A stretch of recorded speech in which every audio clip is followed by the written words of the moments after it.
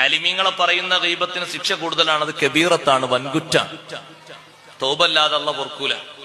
സാധാരണക്കാരനെ പറയുന്ന ആ ഗീബത്താണ് സഗീറത്ത്, ചെറിയ കുറ്റം എന്ന് പറഞ്ഞത്.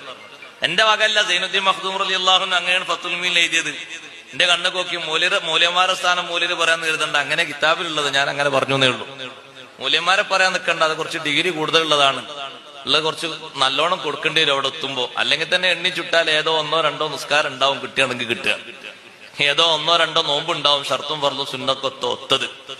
അതെന്നെ കൊടുക്കാനാ വിധിക്കപ്പെട്ടെങ്കിൽ പിന്നെ എന്താ കയ്യിലുണ്ടാകും? ഒന്നും ഉണ്ടാവില്ല. അതുകൊണ്ട് റേഞ്ച് കൂടിയ സംസാരം വേണ്ട, അത് ഇല്ലാതിരിക്കാൻ നല്ലത്. ഉള്ളതൊക്കെ പോകും. ഇനി ദുന്യാവും തന്നെ പൊരുത്തപ്പെടിക്കാനാണെങ്കിൽ അവരെ പൊരുത്തപ്പെടിച്ചിട്ട് വേണ്ടേ നമ്മളെ തൗബ ശരിയായ രൂപത്തിലാകാൻ. അങ്ങനെ എല്ലാവരും അടുത്ത് പോകാൻ കഴിയോ? എല്ലാ ആലിമീങ്ങളടുത്തും മറ്റും ഗ്രൂപ്പ് തിരിച്ചും തിരിയാതെ ആരും ഒന്നും പറയാൻ നിൽക്കണം. ആലിമീങ്ങൾ അവരെ സബീലിൽ വിട്ടേക്ക്. വല്ല അഭിപ്രായങ്ങളും പറയാനുണ്ടോ നേരിട്ട് ചെന്നോ.